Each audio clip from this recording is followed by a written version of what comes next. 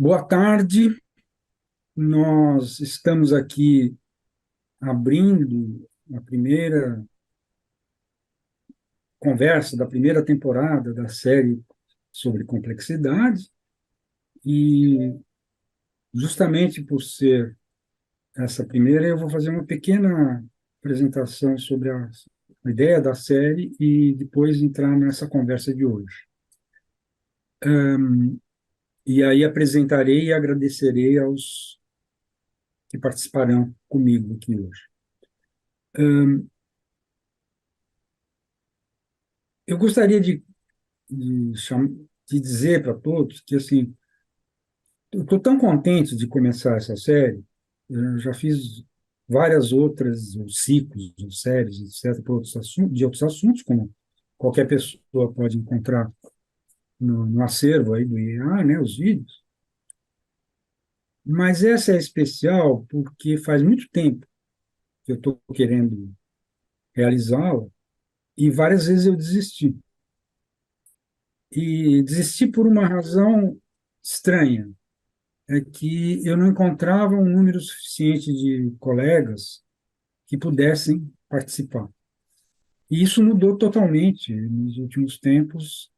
Não só nós encontramos estes seis que vão participar de áreas tão diversas, né, como quem viu o programa já notou, mas nós temos um número suficiente para fazer a segunda série, está prevista para o começo do ano que vem, e, e talvez até mais, porque, por exemplo, nem todo mundo pode ter prestado atenção nisso, mas nesta temporada aqui nós teremos seis, e os seis de São Paulo.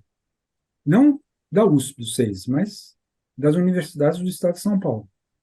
E eu suponho que, à medida em que a gente vai fazendo, e que as pessoas vão ficando sabendo de que está rolando, etc., nós vamos, vai aparecer, e eu peço até, que seria muito importante mapear melhor quem são os colegas que trabalham de alguma forma com complexidade.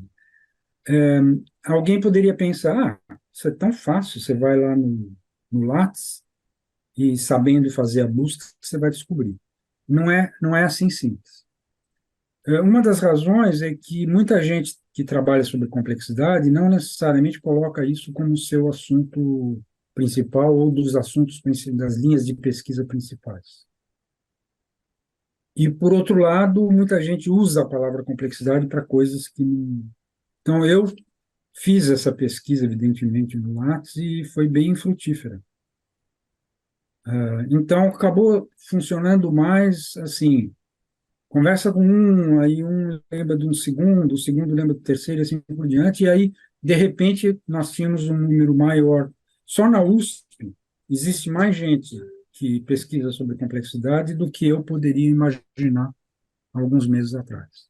E é por isso que eu estou dizendo que já temos um número suficiente de colegas que vão participar da segunda, da segunda temporada.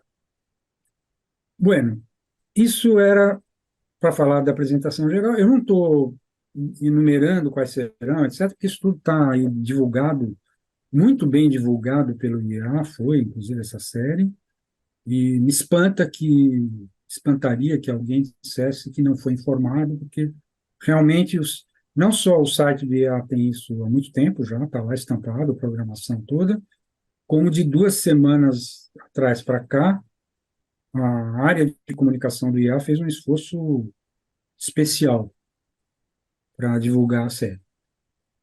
Então, eu considero que isso é suficiente sobre a série em geral, e agora eu vou falar, então, de como é que nós vamos organizar essa primeira conversa, que será com o colega César Nunes. Então, Sérgio, se você puder colocar os teus slides aí. Então, isso é o que foi divulgado, né, sobre a primeira conversa. Pode passar, Sérgio? Então, que hoje será, então, com o César Nunes, que já se vê aí, é do IEA da Unicamp, lá que eles têm uma sigla um pouquinho diferente da nossa, mas é o Instituto de Estudos Avançados da Unicamp. Pode ir. Então, aqui um breve esquema da formação dele, né? Ele fez um doutorado em física teórica na Universidade Técnica de Munique, já tinha feito mestrado em física nuclear na USP, e na graduação ele fez ao mesmo tempo física e música. Se surgir a oportunidade, ele vai explicar um pouco isso também. Participa de um grupo lá importante em Harvard, colaborou com o pessoal de Toronto também, colabora, ele é membro do grupo de pesquisa e inovação da OCDE, principalmente da OCDE do PISA, né? Então, já adianto, ele vai falar disso, ele tem uma prioridade muito grande para as questões que nós vamos estar discutindo, a preocupação dele é como que elas podem ser usadas na educação. Então, aí está especificado qual é o grupo que ele faz parte lá na Unicamp, no Instituto de Estudos Avançados, né, que é esse grupo Ética, Diversidade e Democracia, e isso que está em negritos embaixo é para quem puder ter tempo de prestar atenção e ler. Por favor, Sérgio. Nós pedimos sempre que os nossos convidados destaquem das suas, em geral, todos eles têm muitas publicações, e ele escolheu destacar esse aí justamente da escola para a vida em sociedade, o que confirma o comentário que eu acabei de fazer, e também da ligação dele com a OCDE, que é a, a editora, né, que publicou esse relatório que está aí à direita. Sérgio, por favor. Então, a Márcia, mais do que apresentar, porque ela, inclusive, já participou de uma conversa anterior, numa série sobre o livro Antropoceno, no dia, principalmente, que foi o Marcus Buckrich. Mas é que a gente combinou e eu, então, por isso que eu digo, não é apresentação, é um agradecimento, né? Eu agradeço muito ela ter concordado, aceito o convite para participar dessa série e que nós vamos começar hoje. Então, estou repetindo aí a apresentação já feita, né, que ela trabalha na Superintendência de Comunicação Social da USP desde 2004, onde exerceu vários cargos. Atualmente, ela é editora executiva da Superintendência, é responsável tanto pelo jornal como pela rádio, pelo canal, revista, e assim por diante. Mas destacar, sobretudo, que não aparece aí, é que ela é uma uspiana total, assim, ela fez tudo, desde a graduação que está lá em cima na escola, na ECA, né? Ela, até hoje, ela tem uma trajetória totalmente vinculada à Universidade de São Paulo. Enfim, insisto que é mais um agradecimento à Márcia, que logo vai, agora, a partir de agora, fica com ela. Só para vocês terem uma ideia da maneira como a gente vai tentar organizar, no início será basicamente uma entrevista que será conduzida pela Márcia. Em seguida, em algum momento, talvez, eu entre comentando algumas das respostas do César, e aí pode ser que surja um diálogo, ou pode ser que aí a Márcia se veja entrevistando duas pessoas ao mesmo tempo, em vez de entrevistar uma só. E numa etapa final, nós vamos, em princípio, responder a perguntas que eventualmente cheguem para nós, né, pelo, pelo canal aí que o IA coloca sempre um avisozinho, qual é o e-mail que tem que ser enviado. Já aviso vocês que, às vezes, a gente tem dificuldade de acompanhar o que o colega que está falando e ler a pergunta ao mesmo tempo. Tal. Então, pode ser, eventualmente, que a gente faça uma pequena interrupção antes de começar a responder as perguntas, que é para dar tempo para eu e a Márcia lermos as perguntas. Mas, às vezes, isso não é necessário. E mais do que isso, às vezes, dependendo da pergunta que surgir, ela poderá ser antecipada. Isto é, se nós tivermos ainda na tal segunda fase, por exemplo, E, e surgiu uma pergunta que é ótima para que ela não precisa ficar esperando para colocar só lá no fim. Deu 10 minutos essa fala, eu passo a palavra para a Márcia, então. Então, agradecendo mais uma vez pela colaboração. Boa tarde, professores. Boa tarde a todo mundo que está assistindo essa conversa nossa hoje. Professor César, eu queria começar pelo início mesmo, pela indagação do professor Zé Eli, que deu origem a essa série de conversas. O físico Stephen Hawking, ele dizia que século XXI seria o século da complexidade. É isso mesmo? A gente pode dizer que ele estava certo, ele estava errado? E de que complexidade a gente está falando? Boa tarde, Márcia. Boa tarde, Zé Eli. É um prazer estar aqui com vocês. Eu acho que sim, eu acho que ele tem razão em dizer que é o século da complexidade. Eu acho que o que ele quis dizer é o século da complexidade na ciência, mas eu acho que a gente está na complexidade na sociedade, né? O nosso caminhar evolutivo da sociedade veio nos mostrando uma sociedade cada vez mais complexa. Isso exige uma ciência que dê conta dessa complexidade. Aí nós temos dificuldades, né? De que ciência é essa? Mas eu acho que nessa análise de que nós estamos mais complexos como sociedade, eu acho que sim. E que ciência é essa, professor? Oi? Que ciência é essa? Então, quando a gente fala da ciência usual, né, vou pôr bem entre aspas, né, porque já é toda a ciência, existe sempre uma ideia de previsibilidade, por exemplo.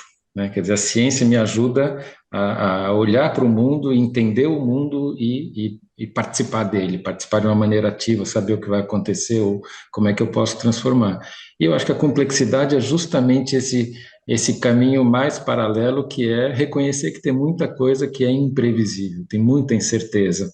Então, a ciência da complexidade, ela é quase como o patinho feio da ciência, porque ela não é o previsível, né? E aí tem muita dificuldade, mas é um campo, a matemática disso é diferente do que a gente costuma pensar, formular teorias para isso é diferente do que a gente costuma pensar numa ciência mais ordenada. E de que forma isso pode nos ajudar a responder às questões que o mundo nos impõe? Por exemplo, desafios relacionados ao desenvolvimento de políticas públicas, discussões como democracia, educação, etc. Então, eu acho que a democracia é um bom exemplo, né, da gente pensar que sociedade é essa que nós temos e quão complexo é viver nessa sociedade ou tornar a sociedade melhor. A ideia de democracia é uma ideia de que existe uma auto-organização, né? As pessoas, o povo participa, toma decisões e conforme o mundo vai se modificando, as decisões são modificadas, a participação das pessoas. Então, esse processo, quando você pensa que no mundo hoje nós temos uma combinação de culturas, de visões de mundo, existe naturalmente um puxa para cá, puxa para lá, na hora que você vai tomar decisão, um quer uma coisa, outro quer outra. Então, chegar em consensos, por exemplo, né, ou ceder, coordenar perspectivas, todas essas coisas são difíceis de fazer, não tem uma resposta única. Né? Então, a gente diz, esse é um tipo de problema, que ele é um problema complexo, e você não resolve esse problema, você navega por ele.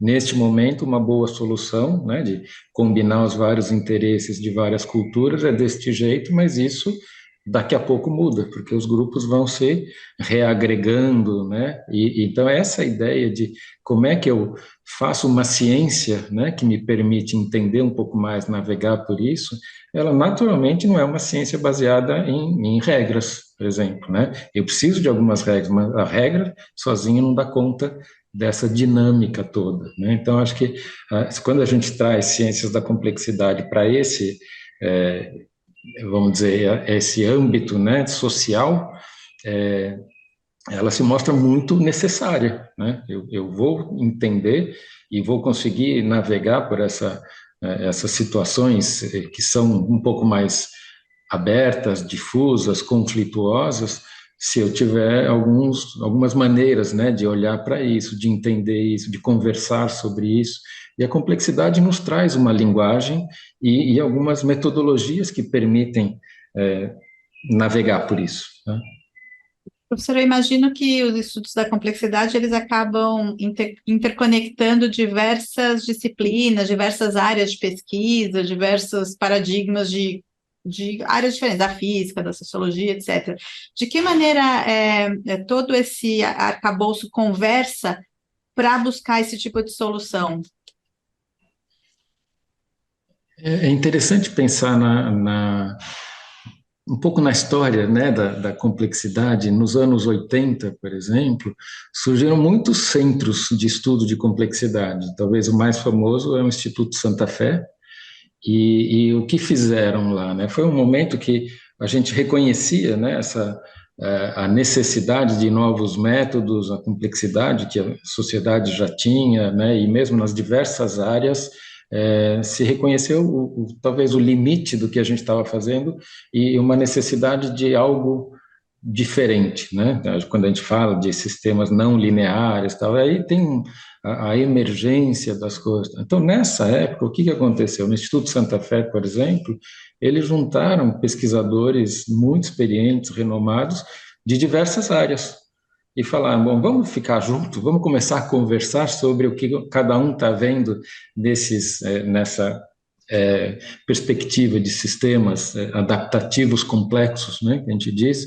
E aí foi algo, eu diria que muito frutífero, porque você começa a trazer metodologias, maneiras de lidar com os dados, de organização, de formulação de resposta a alguns problemas complexos, que passam a ter esse caráter mais interdisciplinar que você mencionou. E eu acho que isso foi uma abertura, né, cresceu muito o número desses institutos devotados à complexidade ao longo dos anos, e acho que teve até uma expectativa alta demais, né, vamos conseguir resolver alguns desses problemas complexos, e não resolvemos, né, e aí eu volto ao que eu falei no começo, alguns desses problemas nunca vão ser resolvidos, né, um pouco aquela ideia de que eles são problemas evolucionários, né, então a sociedade vai mudando, os problemas vão mudando junto e a gente nunca vai resolver, a gente vai encontrando os melhores caminhos para isso, mas que a gente precisa desse olhar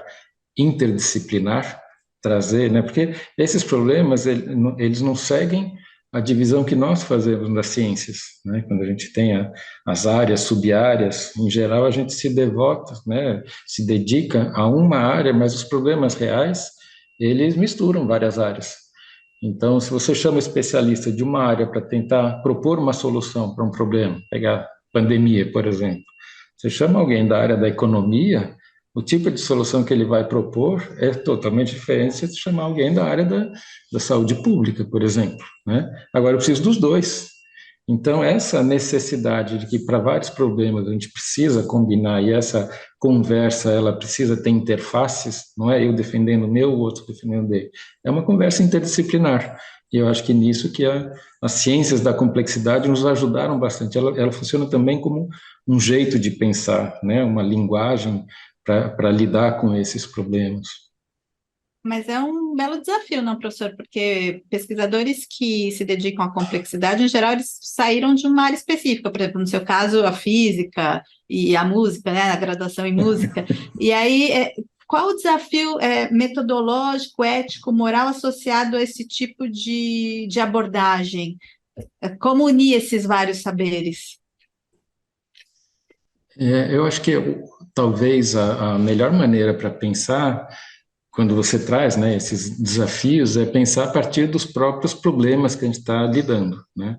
Então, alguns dos problemas eu não classificaria como problemas éticos, né? Eu acho que a gente tem aí uma expectativa de atuação, né? Quer dizer, o que nós, cientistas, podemos fazer frente a esses problemas do mundo. E aí nós temos uma gradação enorme, né, de problemas com maior e menor complexidade e mais e menos interdisciplinares. E alguns desses problemas, eu diria que a gente hoje percebe que eles não vão ser resolvidos ou nem melhorados num curto prazo. A gente levou, em alguns deles, 300 anos caminhando numa direção e a gente percebe hoje que essa direção é insustentável, por exemplo. Então, fazer uma mudança, aí sim, a gente tem que trazer um aspecto ético, mas tem que trazer um aspecto de de transformação, né? Quer dizer, se a gente se organizou o tempo inteiro para chegar, né? E aí eu estou falando de 300 anos, 400 anos, por quê? Porque eu estou pegando algumas dessas coisas sendo uma própria consequência de um pensamento iluminista, por exemplo, né? Mas é um pensamento iluminista que a gente foi levando ele para uma busca de eficiência, por exemplo. Só que o que, que nós sabemos, né? Tem muita coisa na natureza que, para eu dar conta, né, de manter a diversidade, por exemplo, né, diversidade de espécies.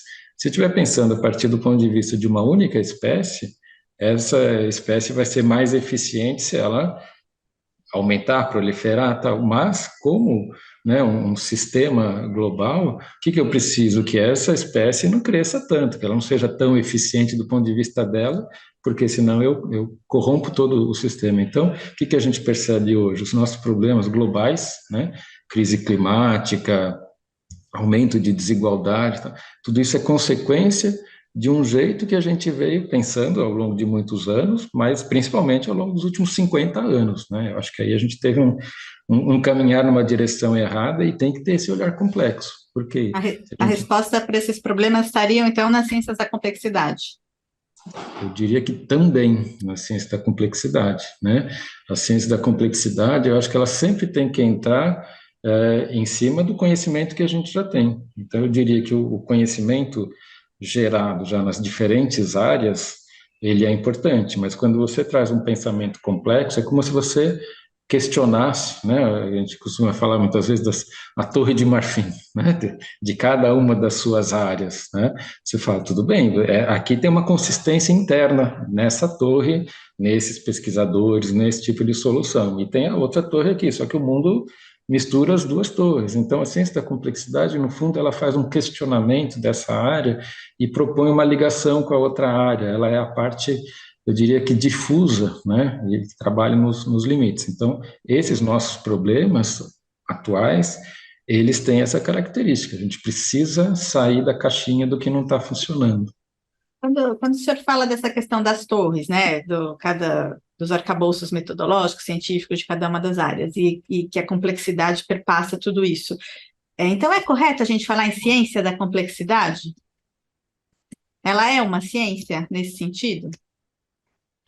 Eu acho que aí tem uma questão mais semântica, né? Se a gente quer chamar de ciência ou não, e aí com que definição nós trazemos, né? Eu acho que, do ponto de vista que a ciência, ela é pensada como uma maneira racional de olhar para o mundo, onde eu consigo me posicionar, eu tenho uma linguagem onde eu consigo que outras pessoas entendam aquelas coisas, né? Então é uma linguagem comum para a gente se posicionar frente ao mundo e no limite entender o que é verdadeiro, o que é falso, né? Das nossas, do que a gente assume, das nossas teorias. Então, nesse sentido, eu diria que as ciências da complexidade têm que ser olhadas como ciência também. Quer dizer, a gente está formulando hipóteses, está formulando uma visão de mundo, tem uma linguagem para intervir nesse mundo, né? Mas eu acho que a gente tem também que ter um certo cuidado, porque se eu trouxer uma definição muito estrita, né, de ciência, que é, por exemplo, eu formulo uma hipótese, testo essa hipótese, né, e aí eu digo, então eu consigo andar. Tem definição de complexidade, por exemplo, que diz, eu reconheço que uma situação é complexa quando eu tenho duas hipóteses para as quais eu tenho evidências que sustentam as duas hipóteses, só que as duas são contraditórias entre si. Então, isso é verdade porque tem evidência, também é verdade porque tem evidência, só que se uma for verdade, a outra não pode ser verdade. Isso caracteriza uma situação complexa, né? E às vezes a gente fala, bom, então eu tenho que resolver esse dilema, esse paradoxo. Às vezes dá para resolver, às vezes não. Às vezes, como eu estava falando, se eu tenho diferentes culturas, né, por exemplo, interagindo no mundo, o que é verdade para um pode não ser verdade para outro nesse sentido. Quer dizer, eu estou comprovando que isso é bom para o meu povo, né? E o outro está vendo, não, isso aqui que é bom. Só que o que é bom para um não é bom para o outro. Então, eu estou trazendo exemplos só para a gente pensar até que ponto algumas das assunções que nós fazemos, elas são úteis ou não, né? Tem um pesquisador com quem eu trabalho há muitos anos, né, que na verdade é uma fonte de inspiração, ele deve estar com uns 95 agora, o Karl Berreiter, né, que é tido, quando você faz essas listas de 100 educadores, né, mais importantes do século, tá, ele está lá, né, já não está tão ativo, mas ainda é uma pessoa super inspiradora. E ele fala que a gente tem duas maneiras de pensar, né, o nosso modo de funcionamento. Ele diz que tem o belief mode, né, quer dizer, o modo crença, e o design mode, o modo, né, do design. E ele fala que muitas vezes a gente fica nesse belief mode, né, tentar decidir isso é ciência ou não é ciência. No design mode, você fala, para que eu quero isso?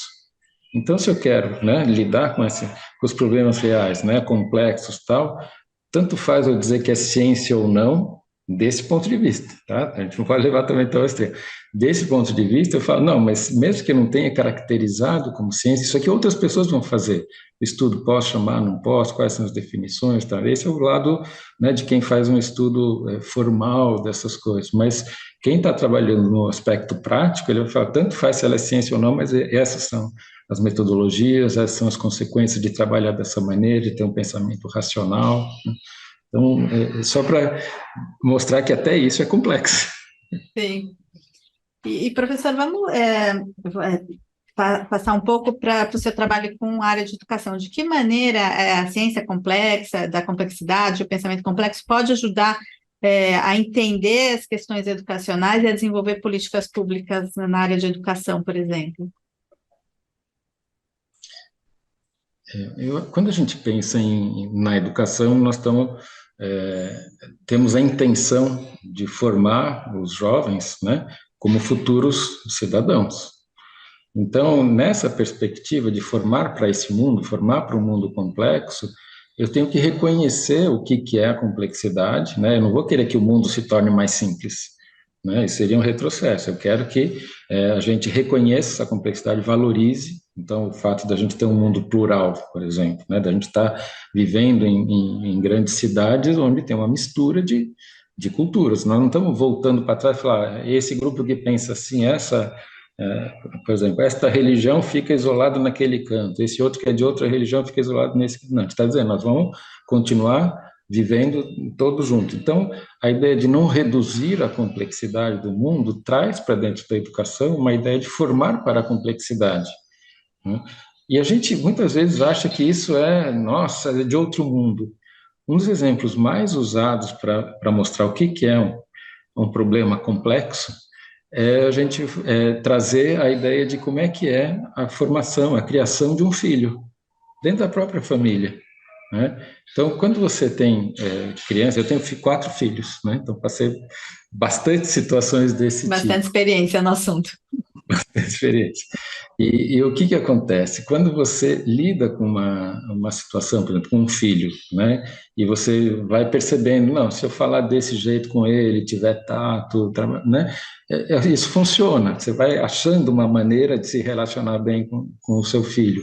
Mas passa 1 ano, 2 anos, aquele jeito pode não ser suficiente. Por quê? Porque ele viveu outras coisas, tem outros amigos, tem outros interesses. Então, o que você fazia, a maneira de se relacionar que você foi construindo, ela precisa ser modificada. Ou seja, eu tenho um problema. O que eu fazia funcionava, agora não funciona mais, né? Ou quando você tem 2 filhos, né? No meu caso tinha 4. O jeito que você lida com um é completamente diferente do outro. O outro tem outras expectativas, é mais sensível, por exemplo, ou precisa de uma coisa mais orientada naquele momento. E Então, tem que essa ideia considerar de ainda a que interação entre eles, né? também, né? Uhum. E aí, o que tem de complexo nisso? É você estar adaptando o tempo inteiro, né? O que você faz hoje funciona com esse, não funciona com aquele, e amanhã já tem que mudar tudo isso. Nós fazemos isso naturalmente. A nossa biologia, a nossa evolução, ela nos prepara para isso, né? O ser humano é um dos, acho que é o animal que mais tempo passa com os seus filhos antes dele ter autonomia para viver sozinho, né? Até lá 11 anos, por exemplo, esses meninos ainda são muito dependentes. Mas o que está acontecendo? Eles estão brincando, brigando uns com os outros, testando coisas, se preparando para um mundo onde depois ele vai ter que continuar sendo adaptável, né? Então, se você pensa, isso é um exemplo natural de complexidade que a gente lida sem questionar, eu não vou desistir de ser pai, né? Falo, não, é assim mesmo, às vezes você está lá se descabelando, não dá certo, tá? Mas isso é um exemplo de que não não natural pensar na complexidade, a gente deixa até de perceber, de ver essa complexidade. Mas quando vai para a educação, vai para a escola, o que a gente espera? Que a escola ensine um monte de regras, que lá dentro a gente fala, aqui o que fizer para um vai funcionar para 40. E não é verdade, se não funciona para um em casa, né, e eu tenho que mudar de um ano para o outro, por exemplo, na escola também vai ter que mudar. A escola também é um espaço complexo de muitas interações e de trazer agora valores diferentes, tá? Então, essa ideia de que a educação ela tem que preparar para um mundo complexo, na verdade, é se preparar para se relacionar com pessoas muito diferentes, com valores diferentes, com hierarquias de valores diferentes, uma sociedade mais complexa, né? Então, quando eu desenho uma política pública agora, pensando que eu vou preparar para essa complexidade do mundo, né, a gente precisa ir além só daquele ensino das disciplinas, por exemplo. Eu preciso também, né? Mas a gente foi complexificando a sociedade, precisa complexificar a preparação para ela. Então, nesse sentido, a gente precisa usar outras estratégias. Como é que eu formo alguém para a complexidade de viver em grupos agora que não é um grupo familiar? Ele tem que estar imerso em grupos onde essas coisas acontecem, onde situações de tomada de decisão, disputas, tal, isso acontece também dentro da escola. E a gente, em geral, tira isso né, eu finjo que não existe e falo, as aulas são de 50 minutos, o currículo está determinado, tal, e a interação entre os jovens, né, que seria de criação, disputa, tal, é onde você aprende várias dessas coisas, e um processo reflexivo sobre isso, ele em geral não acontece. Então, quando a gente desenha política pública que leva em conta a complexidade do mundo, preparação para a complexidade, preparação para a convivência ética nesse mundo, né, democrática, você tem que fazer uma política um pouco diferente. Se quiser, a gente pode entrar um pouco, como é que faz isso, né? Que aí as Essa ia ser a minha estratégias... próxima pergunta. Como é que a gente faz isso, professor? Então, aí tem, de novo, né, eu acho que quando nós pensamos em políticas, por exemplo, a área da educação, não dá para pensar política de educação sem ter educadores, né? Mas a gente também a gente se organiza na sociedade como tendo pessoas que definem políticas, implementam políticas. Então a gente tem níveis de governança, por exemplo. Então uma política como essa que reconhece a complexidade, ela precisa ser uma política participativa, né? E e a gente, quando fala de uma política pública, ela é larga escala, né? Uma das características quando a gente pensa em complexidade ou sistemas complexos, assim, eu tenho muitos agentes, e a interação entre esses agentes é uma interação forte. Ela gera, por exemplo, ligação entre eles, né? E eles, ao se associarem, por exemplo, professores, é muito bom que aqueles que têm afinidade por uma determinada visão de mundo, uma determinada visão de educação, eles vão se juntar, vão defender essas ideias, e outros que vêm diferente vão se juntar, vão defender essas ideias.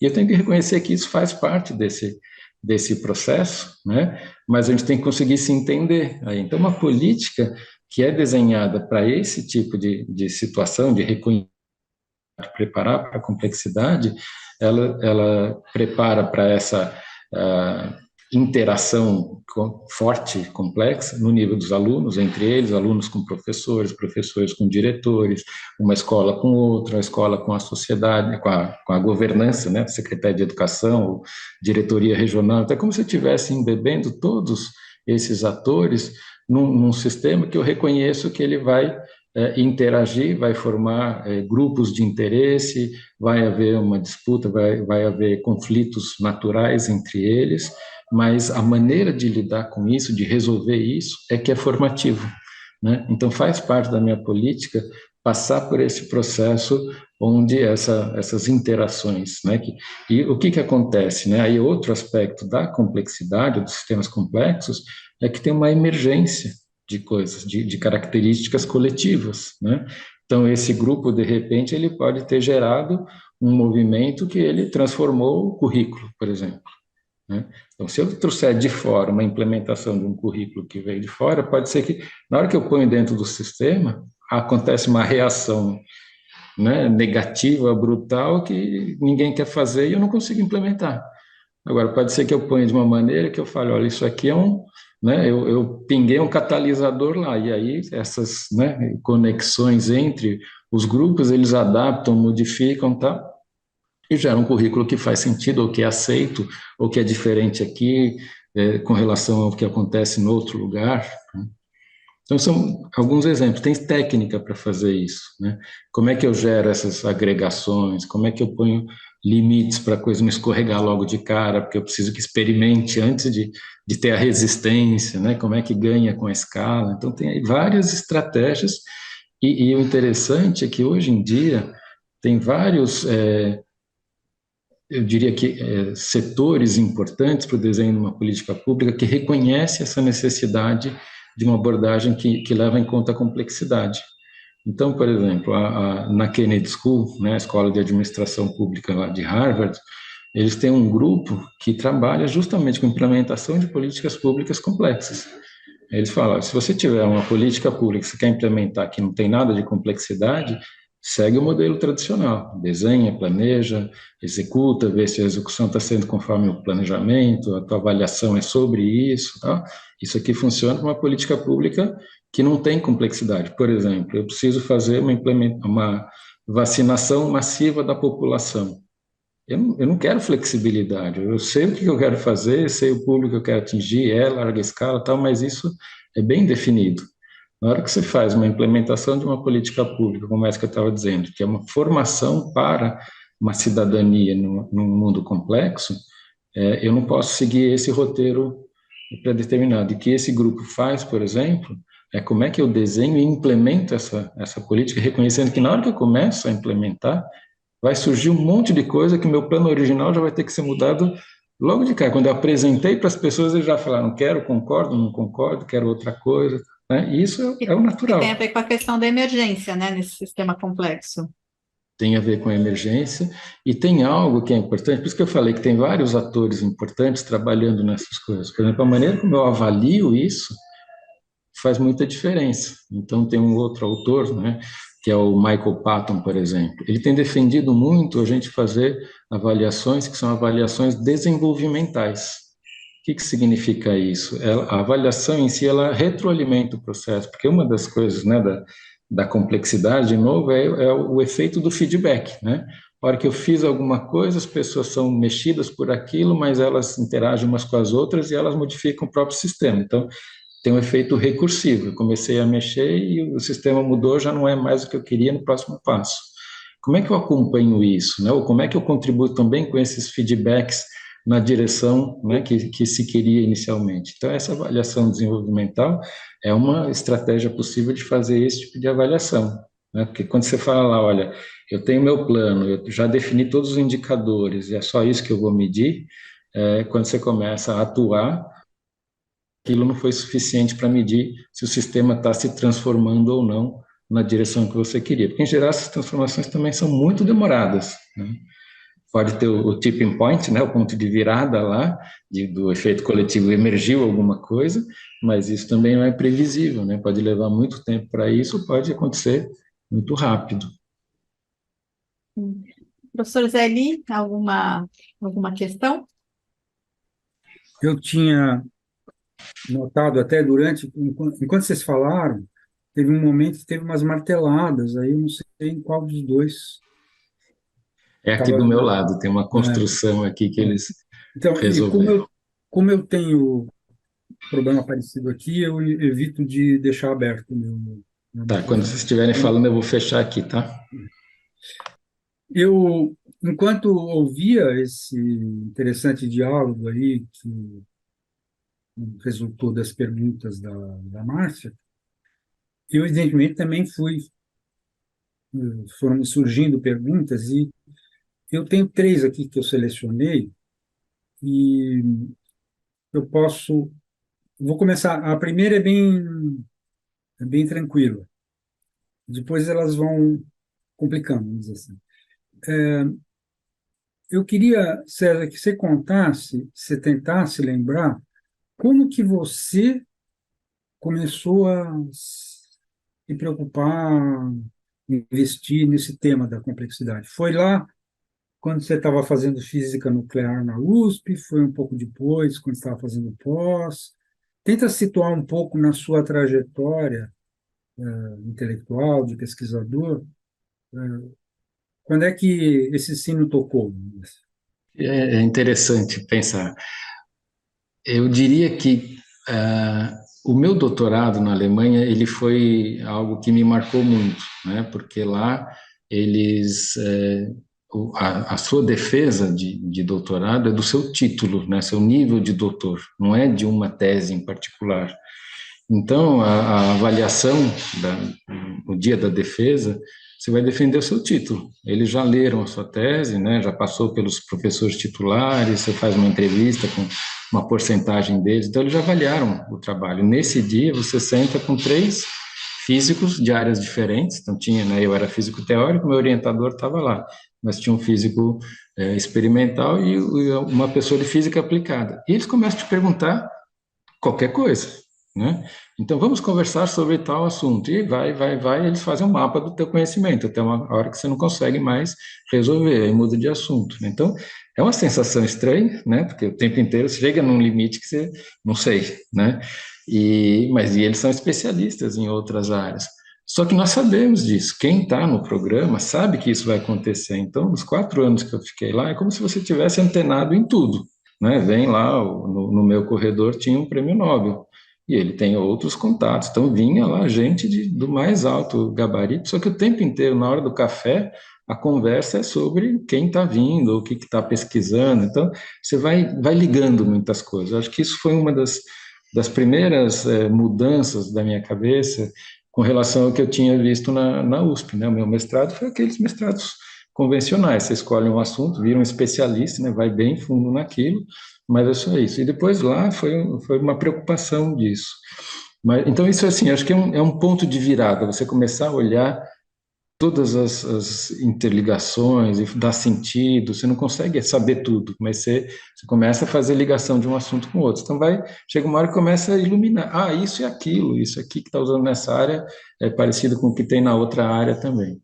Mas eu diria que talvez o que mais mexeu comigo foi lá nos anos 90, quando eu li o livro do Kevin Kelly, aquele Out of Control, né? O Kevin Kelly, ele era um dos editores da revista Wired, hoje está lá na Long Now Foundation, mas é um livro disso, de complexidade, né? O Out of Control é assim, sistemas complexos adaptativos não centralizados, né? E quanto que eles se adaptam ao mundo, tal. Para mim aquilo foi uma coisa assim, porque nessa época eu estava já aí com o pé fora da USP, um pé ainda na USP e tal, e eu estava fazendo muita coisa pela minha formação e tal, então eu desenhava sistemas e estava entendendo como é que as empresas trabalhavam lá, usando, né, os expert systems, né, era uma época que tinha não sei se vocês, o público aqui vai lembrar de coisas desse tipo, por exemplo, o CADS, né, que era Knowledge Acquisition Design Systems,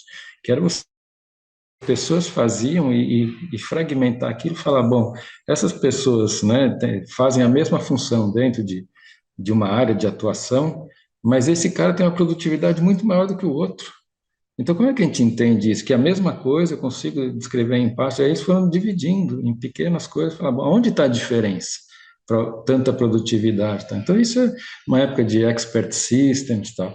A hora que eu li o livro do Kevin Kelly, eu falei, opa, isso aqui não tem nada a ver, né? Que essa aqui é o que ia lá para o PMI, né? De fazer o gerenciamento de projetos a partir de planejamento super bem detalhado, elaborado, tá? E o outro, assim, você fala de redundância, né? Porque os sistemas complexos, ele precisa de experimentação e às vezes você faz uma experimentação no lugar dá certo, no outro não dá certo. Se eu pegar esse que não der certo, eu nunca mais vou fazer isso, eu não tinha condição de ver num outro lugar que tem um contexto um pouquinho diferente e lá funcionou. Ou até por uma probabilidade é que funcionou, outra não. Então, para mim, essa coisa de começar a entender, né, que a gente também tinha uma necessidade de redundância, de experimentação, de aprender com o erro, que ele é menos formal. Acho que para mim isso foi algo nessa época que mexeu demais. E aí eu comecei a pensar nesses sistemas, foi a época que eu estava indo para o lado da educação, né? No começo era ensino de física, mas era uma aprendizagem muito participativa, pelo grupo que eu participava lá do Projeto Zero em Harvard, ele tinha essa pegada, né? O Gardner, né, que é daquele das inteligências múltiplas, o David Perkins, um matemático, mas os dois fizeram o seu mestrado usando arte para abrir a cabeça dos alunos que iam aprender ciência. Então, assim, tinha aí uma coisa, e para mim, né, na minha formação de músico, e depois que eu fiz, né, a física junto, aquilo tinha muita ressonância. Então, acho que foi aí que para mim começou a dar esse ponto de virada. E esses anos 90 era do Instituto Santa Fé, eu comecei a ler tudo que eles publicavam, depois fiz curso com eles, então ali teve, acho que esse momento de virada para mim. Um dos textos principais de referência para nós, inclusive, que eu procurei pedir para que os 6 convidados que seguirão nas próximas, os outros 5 também, além de você, lerem, se possível, é de um italiano que, na prática, é francês, né, porque está há tanto tempo na França, e que fez como tese de doutorado, depois transformou em livro, uma espécie de avaliação. E não há nada de comparável que eu saiba, em termos de abrangência do número de centros de pesquisa e pessoas, inclusive, que ele estudou e que ele entrevistou, né? Com a pergunta, mais ou menos, é para onde vai essa história de complexidade? Porque ele, ele conta que no início, lá atrás, quando ele ainda estava no mestrado, acho que na Itália ainda, ele foi despertado para essa questão pela leitura do Edgar Morin. Mas o livro dele, e a tese, portanto, que é um livro, praticamente não tem nada sobre Edgar Morin e tem um panorama imenso. Mais ou menos ele descreve o quê? Imensos oceanos de desconhecimento e alguns arquipélagos de conhecimentos sobre essa questão, mas que não necessariamente conversam, que não há comunicação entre os arquipélagos. Essa é a imagem que ele passa. Mas, sobretudo, o que mais me interessa aí, a pergunta é mais em torno disso, ele notou que teve aquela ascensão a qual você se referiu, César. Então, a partir do Instituto Santa Fé, e por uns 20 anos, talvez,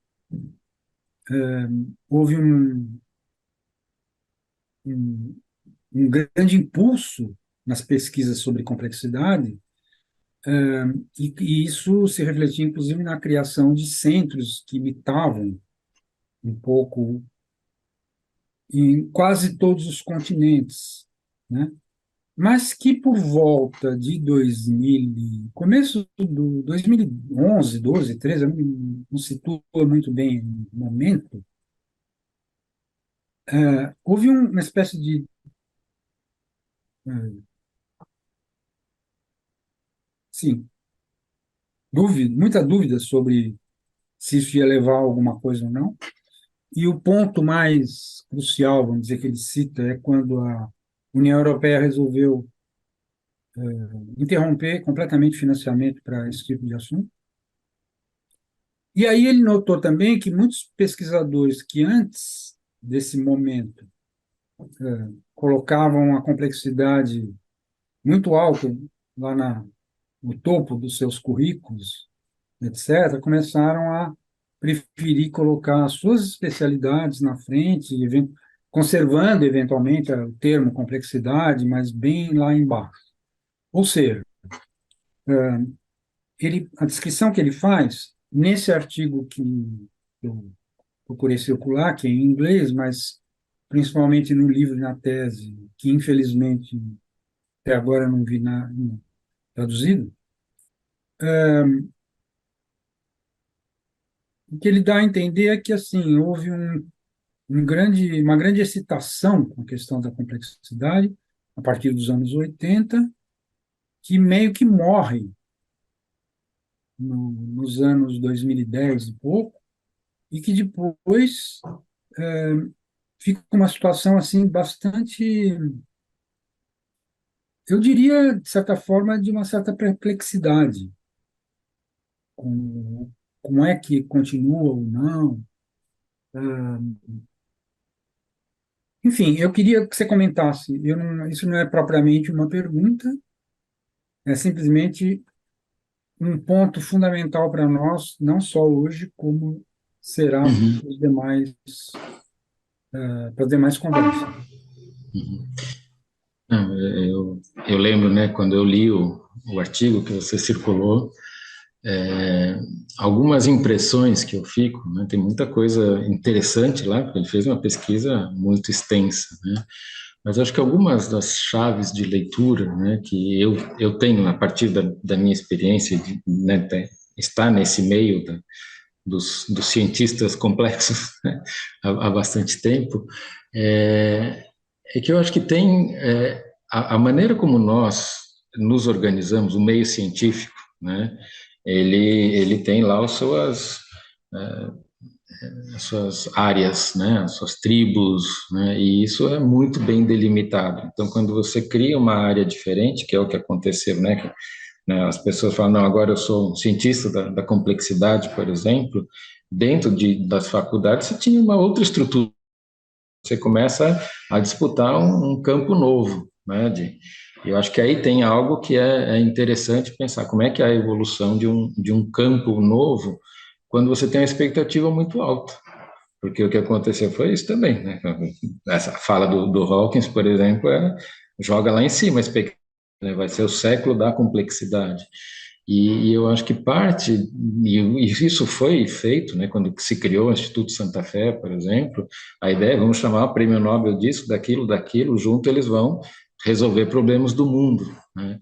E eu acho que aí tem uma frustração que aconteceu, a gente não conseguiu resolver esses problemas. Então, eu diria que tem uma disputa de abrir um novo espaço, né, e tirar vagas, porque os recursos são finitos. Então, você fala, bom, eu vou abrir uma área nova dentro da universidade, eu vou ter que ter dinheiro para essa área nova. Então, tem uma disputa aqui e, ao mesmo tempo, não resolveu ou não rendeu os frutos com a expectativa tão alta que se esperava. Eu acho que essa combinação dupla, ela ajuda a entender um pouco por que baixou a bola, né, dessas coisas. E aí, acho que tem um ponto também interessante, que eu comentei no começo, né, eu acho que a gente tem uma expectativa de resolver problemas nossos da sociedade que a gente podia pegar aquela chave que o John Carse usa, né, e mais recentemente o Simon Sinek, que surfou, porque é esse que escreve best-seller, que é a ideia de o que são os finite games ou infinite games, né, quer dizer, o jogo infinito, né, pegando aí, né, de novo um entre aspas, tá, infinito, assim, eu vou continuar participando do jogo. Vão mudar as regras do jogo, vai mudar os jogadores, né? Mas esse jogo não acaba. O jogo é manter o jogo acontecendo, que é a nossa sociedade evoluindo, né? É esse processo, ele não vai acabar. Então tem muita coisa que a gente não vai resolver. E essa ideia, alguns problemas que eles, uma vez, né, resolvi para sempre isso, só funciona para alguns tipos de problema. Então, eu acho que a gente jogou na ideia da ciência da complexidade resolver coisas que não têm solução, né? Então, isso para mim de novo, um fator que, por ter uma expectativa alta demais e ter frustrado essa expectativa, e ainda não era um campo forte o suficiente, eu acho que isso contribuiu para essa leitura aí. E a gente vê outras áreas, né, que aconteceu isso, por exemplo, a teoria das cordas, por exemplo, supercordas, tal, que, né, teve uma época só se contratava gente para isso, tal, e essas coisas não entregam, né? Ou a área mesmo ela se esgota em si, ela começa a entrar para outras áreas, né? A área da física nuclear que eu trabalhei na época que eu fiz o meu mestrado já era uma área menor. Ela tinha sido, né, assim, um boom, né, na época da Guerra Fria, tal, e depois ela esfriou também. Então, acho que tem uma dinâmica natural aí da gente entender esses processos, né? É um pouco a ideia, né, o Latour, por exemplo, né, quando ele fala, não adianta você criar as categorias, falar são sempre as categorias, vai ter um rearranjo, né, uma teoria Torrede dele, né, de você falar, olha, vai ter reagregação dos grupos, né, essa reagregação acontece pelo quê? Em cima dos fatos que estão acontecendo, como é que os agentes participam, como é que você põe os seus atratores, né, então nesse momento da nossa sociedade você tem lá uma inteligência artificial generativa tal, que ela está sendo um atrator para mexer com um monte de outras coisas, mas isso vai gerar reagregação social, tá? Então eu poria nesse tipo de lente, sabe? Eu acho que é interessante a leitura que ele faz, mas eu acho que ela tem que ser olhada nesse contexto maior, como é que funciona a ciência e a ciência na sociedade, né? E o que se esperava dessa ciência, né?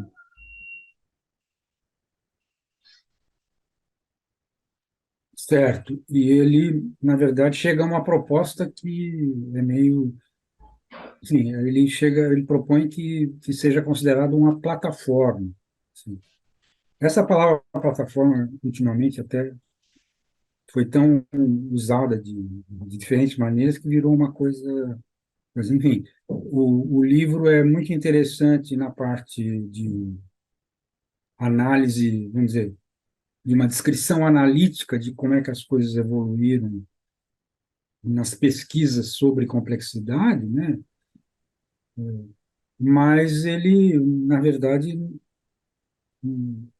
não tinha muito como concluir, além de propor que isso virasse uma plataforma, coisa parecida. Agora, a terceira pergunta que eu quero te fazer é bem distinta e é provocativa, porque eu fiquei pensando que durante aquela primeira meia hora, principalmente, em que você respondeu diversas perguntas da Márcia, muitas vezes você se referiu a questões que são muito mais, para mim, pareceram, muito mais questões de complicação do que de complexidade. Quer dizer, você deu um monte de exemplos, mas isso é muito complicado, mas chamando de complexidade. E acho que esse é um problema mais geral. Então, provocativa nesse sentido, de que você teria condições de me, me dizer qual é a diferença que você faz entre complexidade e complicação? Microfone. Legal a sua pergunta para trazer, acho que um pesquisador e alguém que está atuando de uma maneira muito prática, que é o David Snowden, né? O Snowden, ele tem ele é físico, filósofo, né, de formação, mas ele trabalhou na IBM durante muitos anos, como na parte de gerenciamento de conhecimento, mas ele passou a desenvolver muitos métodos, instrumentos, tal, para o mundo prático, né? E uma das coisas que ele fez foi criar um framework, né, uma maneira de organizar a ideia de complexidade, que ele chamou de Cynefin, né? Escreve Cynefin, né? Cynefin, mas fala Cynefin, né? Ele e ele pegou um termo lá local, né? Porque esse Cynefin significa é, é uma é o landscape, né? A paisagem com a sua história. Ele tem uma palavra para isso, né? Aquilo lá você vê, mas tem uma história junto com aquilo, né? O que que era, o que que ficou, como é que se transformou, tá? Então é muito interessante, né? Que como é que ele define o Cynefin, né? Ele põe em 4 quadrantes e ele diz tem um quadrante das coisas que são óbvias, né? Que eu falo para. Opa, desculpa aqui, a minha tela deu uma apagada aqui. Ele diz que nesse quadrante é como se assim, eu pego uma situação, a hora que eu começo a entender a situação, tomo o pé da situação, eu falo aquela situação, eu categorizo e aí falo para essa, já que eu pus nessa caixa aqui, eu sei o que tem que fazer. Então é óbvio, né? Se for isso, faz aquilo, tá? Isso ele chama das situações óbvias. Mas você tem um conjunto de situações que você fala eu começo a tomar o pé da situação e falar, isso aqui eu preciso de um especialista. Ele vem, vai fazer uma análise, né, vai entender qual é o caminho e tal. Então, eu faço uma resposta depois da análise. Aqui é onde entra a ciência, os especialistas, tal. Mas eu tenho várias outras situações. Esse é o domínio do complicado para ele. São as coisas que têm alguma ordem, que elas se repetem. Então, se eu fizer isso hoje, né, pode ter sido extremamente difícil de resolver o problema. Mandei um foguete para a Lua, né, para fazer isso, junta lá, né, desenvolve tecnologia, faz um monte de coisa. Mas na hora que eu fiz o primeiro, a probabilidade do segundo é muito grande, porque eu já entendi como é que funcionam as coisas, tá? Então isso aqui é o que ele diz, é um domínio das coisas ordenadas da ciência tradicional. Aí tem o domínio da complexidade para ele. O que é esse domínio da complexidade? São situações que, se eu repetir o mesmo procedimento, eu não tenho garantia de que aquilo vai funcionar. Por quê? Eu começo a agir, ela reage diferente. Então, o efeito da recursividade, da não linearidade, da incerteza, à vontade. Tá no mudo. Tá no mudo. Desculpe, eu sempre esqueço, acho que eu vou deixar aberto. Não está silêncio? Não, eu digo, nesse terceiro quadrante que você começou a descrever, que seria o da complexidade, não seria mais da incerteza, pelo jeito que você definiu? Então, tem a incerteza, mas tem a imprevisibilidade, né? Da onde vem o imprevisível? Ele vem do não linear, ele vem da recursividade, né? Então, e a emergência, ela aparece aí, ela é um efeito não linear, né? Então, é aí que eu acho que tem as características que a gente está falando, por exemplo, né? Quando eu digo, eu estou lidando no mundo social, mas existe um grupo que passa a criar uma nova identidade, defende uma nova coisa, isso emerge, né? Então, se a gente pegar lá a ideia do Peter Corning, né, da evolução, para ele, o que acontece? É a sinergia que me traz a colaboração, né? As pessoas têm uma intenção comum, tal, que, né, ou aquilo vai ajudar de alguma maneira, então tem uma sinergia. Sinergia não é algo que eu defino de cara, ela tem que emergir. Então, eu posso ter estratégias, aí o David Snowden é bárbaro para isso, porque ele fala, na hora que eu estou nesse domínio complexo, como é que eu aumento a probabilidade dessas coisas acontecerem? Mas eu estou trabalhando com aumentar a probabilidade de acontecer alguma coisa. Então, sim, tem certeza, tem, né? Mas eu estou trabalhando com linear, com emergente e tal. Esse é o quadrante, né? E ele fala, nesse caso, o que eu tenho que fazer? Em geral, eu faço primeiro uma prova, né? Eu cutuco o meu sistema e vejo quais são as disposições dele, para que lado ele vai, né? Aí, a partir do cutucar, é que eu posso entender, dar algum sentido para aquilo. Aí eu trago uma resposta. Então, você percebe que é diferente do outro aqui, que eu vou lá e já tento dar sentido àquilo, analiso e tenho uma resposta. Esse aqui eu cutuco para ver, né? Porque já que eu reconheço que ele é complexo, aí eu dou algum sentido, e em geral esse sentido ele é muito próximo, né? Aquela coisa, estou imaginando num futuro distante. Eu falo, não, quando é complexo, se fizer um plano do que vai acontecer daqui a 10 anos, esse sistema, ele é não linear, ele vai andar para o lado que ele quiser, né? Então, você vai muito em função disso. O quarto quadrante, para ele, é o do caos, né? Que são as coisas que não são previsíveis, mas também não são desejáveis, não tem nenhuma interação que seja viável, desejável. Então, por exemplo, chegou a pandemia, né? Virou um caos. Todas as nossas relações organizadas de rotina, não tem mais. Aí o que você precisa fazer? Sair do caos, né, de alguma maneira. Então você primeiro age para sair da situação caótica. E aí que você vai ver se aquilo fez sentido, né? Então tem esses quatro quadrantes são interessantes para isso. Mas o que eu acho que o Snowden traz, né, que é interessante para a gente pensar, e aí tem toda essa discussão, por exemplo, a OCDE começou a discutir, né, lá tem um documento de 2011, eu acho, mas depois tem um mais recente de 2017, que ela fala como é que se desenha políticas públicas levando em conta a complexidade do mundo, das situações, tá, né? E ela já vai um pouco nessa direção, né? Quando você está com isso, que eu tenho que fazer provas e o sistema vai escorregar para um lado ou para o outro, eu não consigo de antemão dizer eu vou fazer isso, porque senão eu trabalho com uma coisa que o próprio Snowden chama, eu posso ter constraints para governança. Isso aqui eu faço no meu lado organizado, ordenado. Mas no lado da complexidade, os meus constraints, né, eles são de viabilização. Né? Então, eu faço o quê?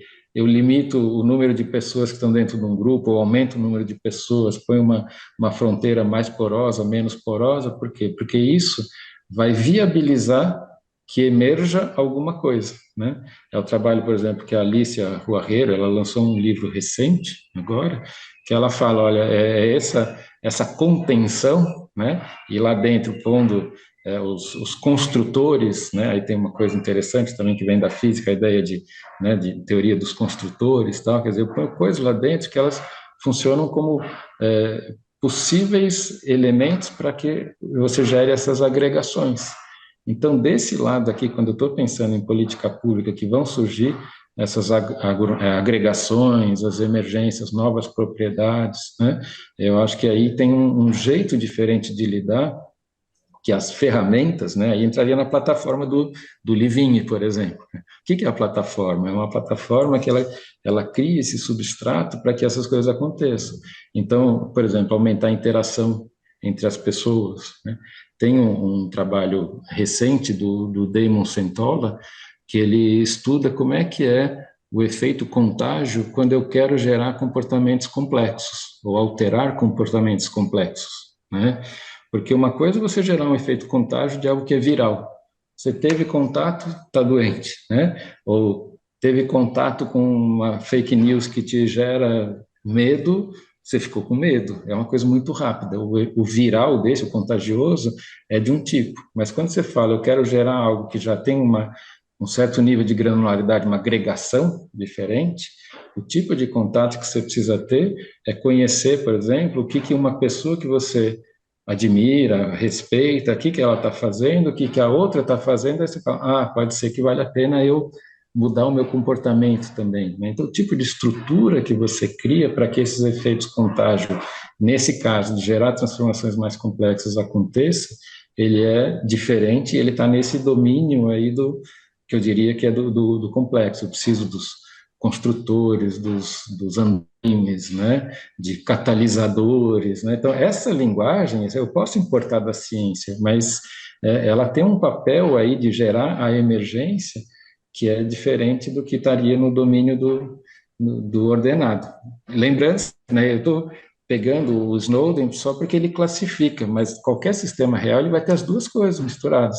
Eu tenho uma parte que é ordenada, que é muito bom que ela seja o mais eficaz possível, porque só quando eu estou no limite da eficiência que eu posso falar, agora a gente vai olhar para coisa que antes eu não conseguia, né, o complexo. Então, lidar com desigualdade, por exemplo. Eu preciso ter conseguido arrumar, e aí que você vai começar a perceber, então a minha arrumação ela era prejudicial para diminuir a desigualdade, mas agora eu tenho clareza disso, por quê? Porque eu consigo parar e olhar para essas coisas. Muito bem.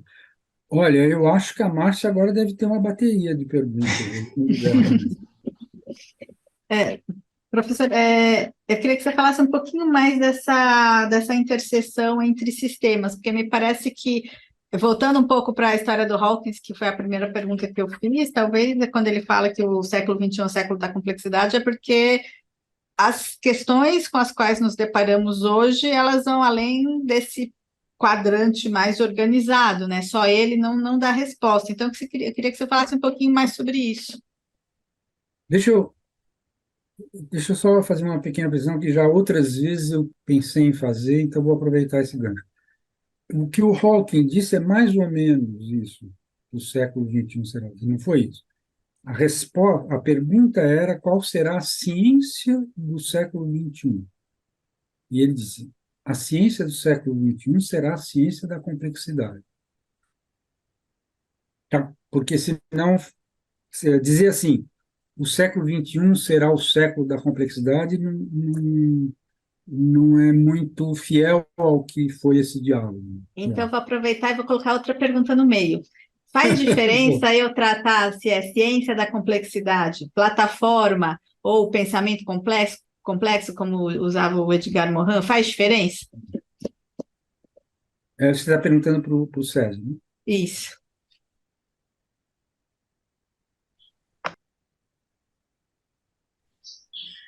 Então, eu acho que faz diferença, sim, né? Porque a gente cria linguagem, né? A ciência é uma linguagem comum para a gente poder se entender, né?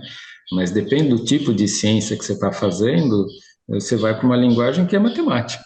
Não sei se vocês assistiram o filme, né, do Oppenheimer agora, né? Eu fui convidado para uma sessão que era ouvir perguntas do público depois da sessão de cinema, né? Então eles podiam perguntar qualquer coisa. Só que no filme, o que que acontece? Não sei se vocês repararam, tem vários momentos de discussão que eles estão lá na sala de experiência e tal, e o Teller, por exemplo, mostra o papel. Aí o Oppenheimer pega o papel e leva para o Einstein. O que que tem no papel? Só equação, né?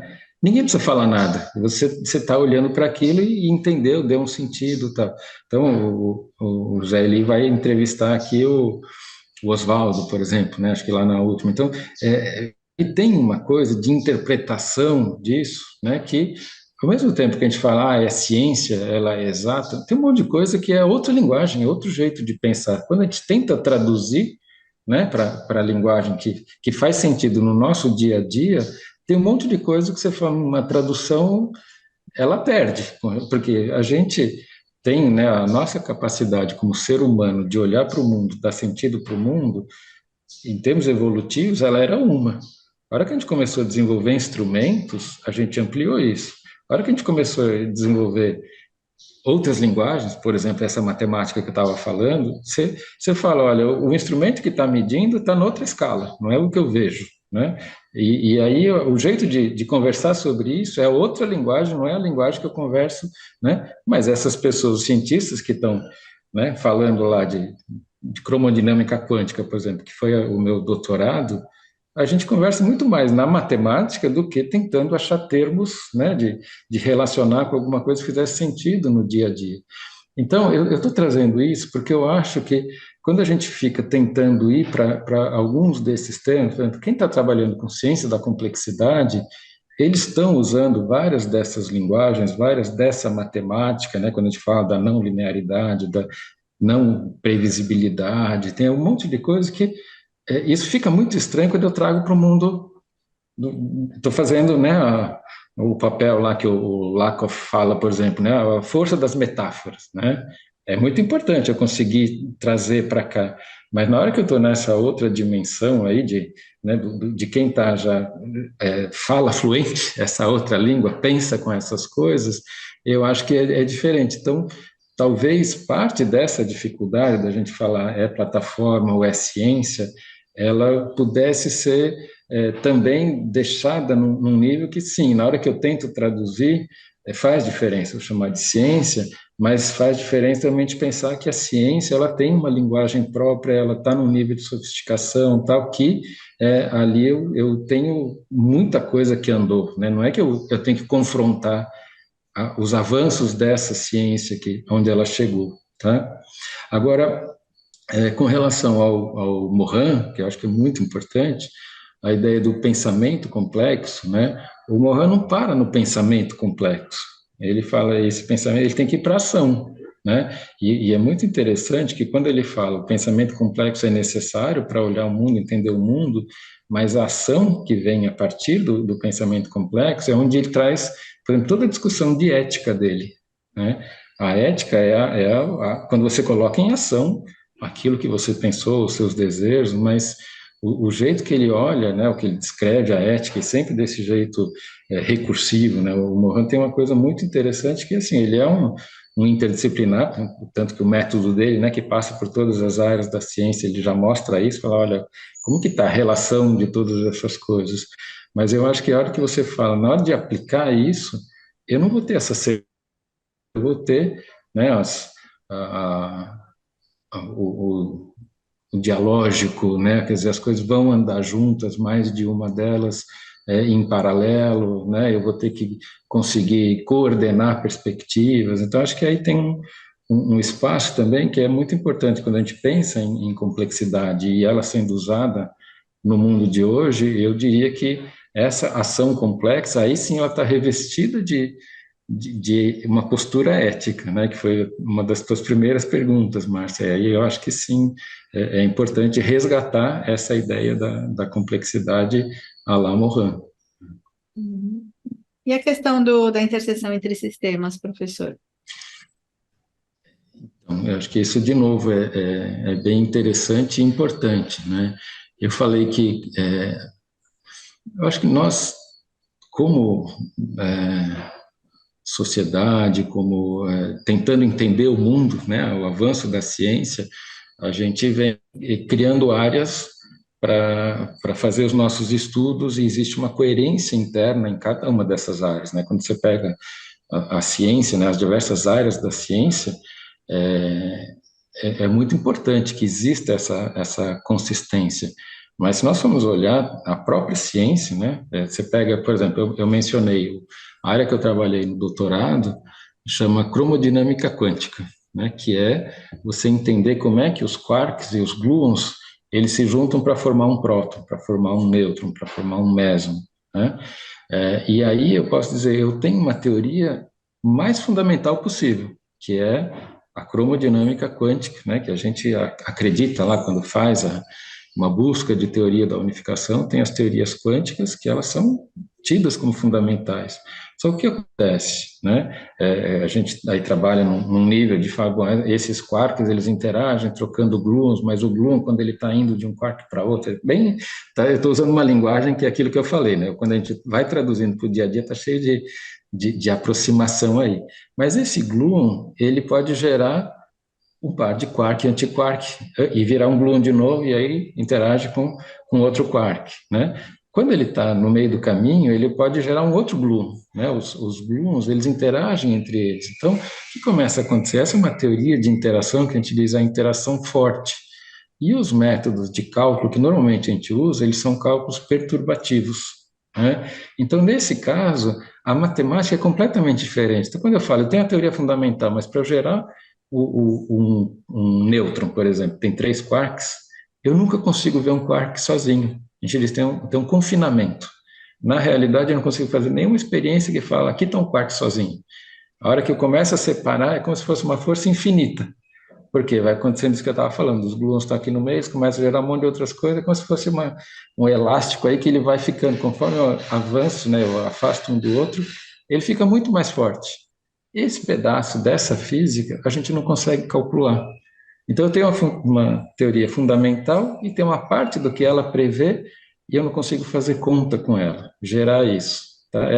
Esse era o trabalho que eu fazia no doutorado. Agora, isso é uma teoria fundamental que a gente diz, mas eu tenho uma teoria efetiva agora que fala, olha, quando eu tenho prótons, nêutrons e os mesons e tal, eu posso explicar como é que funciona, que é formado um núcleo, quando eu faço experiência, quando eu quebro, aí faço uma fissão, faço uma fusão, entendo os níveis de energia e tal. Isso é uma teoria que a gente diz, é uma teoria efetiva. Aí tem um monte de gente que trabalha com essa teoria, ela é super consistente, tem um monte de gente que trabalha com essa outra teoria, que internamente ela é consistente.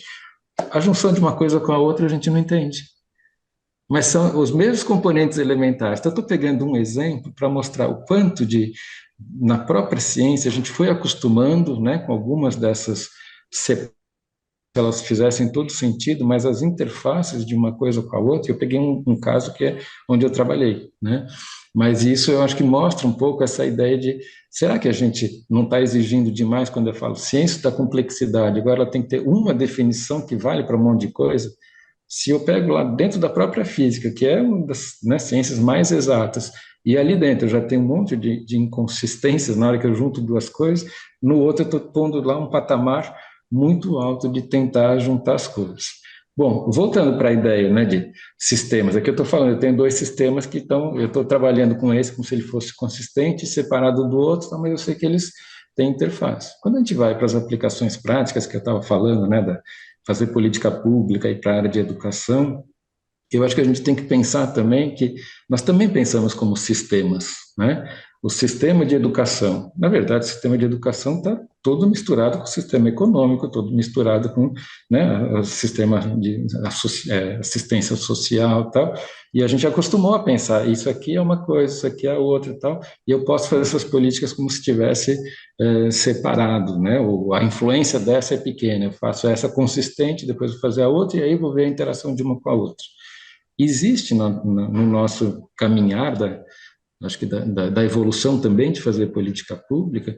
Por exemplo, o Banco Mundial, ele tem falado muito disso, né? Quando você vai pensar em desenhar políticas públicas, você tem que pensar na interligação entre elas, né? Então, eu já desenho dizendo, eu vou avaliar também as interfaces, eu vou avaliar também quanto disso que está dando certo é porque esse outro pedaço está aqui, né? Então, eu estou trazendo exemplos da gente pensar que os sistemas que a gente encara como se fosse um sistema fechado, sabendo que, já que eu sei que ele é aberto, ou que um sistema organizado tem em cima dele uma parte que é complexa, né, que ela é mais imprevisível, o quanto que isso pode ser já de saída levado em conta, declarado, aproveitado, porque acho que a grande vantagem aí, por exemplo, o David Snowden, que eu estava comentando antes, ele tem algumas estratégias que foram inspiradas na teoria dos construtores aí da física, né? O David Deutsch e a Chiara Marletto, por exemplo, eles deram uma organizada nisso. Eles falam, a gente acostumou a pensar na física, né, fazer teorias, como se fosse, eu pego o estado do que existe hoje e eu vejo como é que vai ser a evolução disso para frente. Eu pego o estado que tem hoje e vou voltando para trás para dizer como é que era no começo do universo. Mas é sempre assim, a partir de um estado e a dinâmica de andar para frente e para trás. É uma coisa meio linear demais, né? Não precisa ser pensado só como linear, né? Tem essa ideia, Sim, né, mas de enquanto ter aquela coisa de seta do tempo que vai para frente ou vai para isso, trás, né? isso, é uma ideia de seta do tempo. Eles falam, por exemplo, para pensar a termodinâmica, né? É interessante você pensar de um outro jeito. Por que que na termodinâmica eu tenho a seta do tempo que anda para um lado só e todo o resto da física ela pode andar para os dois lados, né? Então eles foram pegando alguns desses problemas e falaram, a gente pode começar a trabalhar com uma teoria onde eu falo, eu não vou tentar fazer essa dinâmica de evolução, né? Eu vou fazer o quê? Eu vou dizer o que é possível e o que não é possível, eles chamam de contrafactuais, né? Então eles falam, bom, esse tipo de coisa, violar a lei da gravidade é impossível. Então, né, mas tem um monte de outras coisas que eles falam, isso aqui é possível, não está acontecendo, mas poderia ser. A hora que você começa a pensar com isso, é como se você falasse, tem um gradiente de energia, de coisas que poderiam acontecer ou não, né? E tem uma escala de tempo para essas coisas acontecerem. O que o David Snowden fez? Ele pegou essa ideia de falar, olha, as mudanças elas acontecem desde que eu tenha um limiar aí suficiente de energia para que elas aconteçam. Tem um monte de coisa que para acontecer, ela está tão alta que você faz isso aqui, eu posso considerar como impossível. Isso aqui vai estar tão longe no tempo e ao mesmo tempo outras coisas que elas são tão voláteis, tão rápidas acontecendo que eu falo aqui eu não consigo fazer uma teoria. Isso aqui né, ele é em ebulição. Mas tem uma área toda aqui no meio que eu consigo pensar em transformações que eu posso promover, se eu der o suficiente de energia, ou se eu der, esperar esse tempo aqui para que essas transformações comecem a acontecer.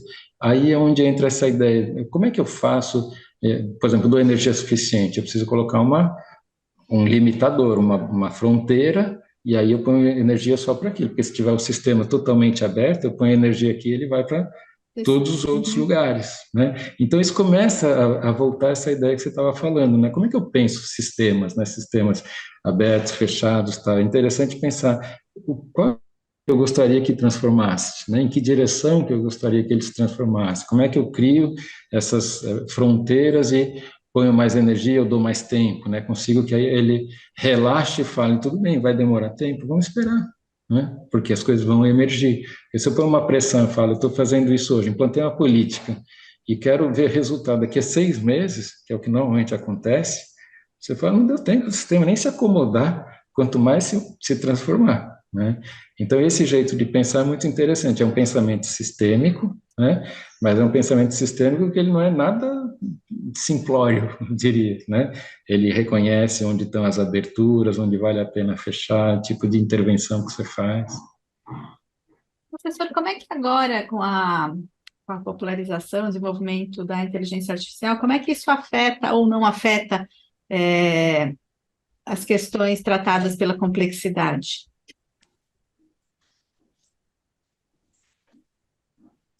Sem dúvida afeta, né?